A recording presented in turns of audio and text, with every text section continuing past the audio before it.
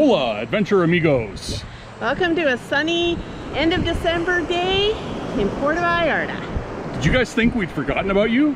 Do you think we'd go gallivanting off to Mexico and just completely forget about you? Well, we did. Sorry about that, guys. We did have an awesome adventure recently where we rented a Motorola Polaris RZR and drove on some cool back roads to a cool place called El Eden. Check out the montage.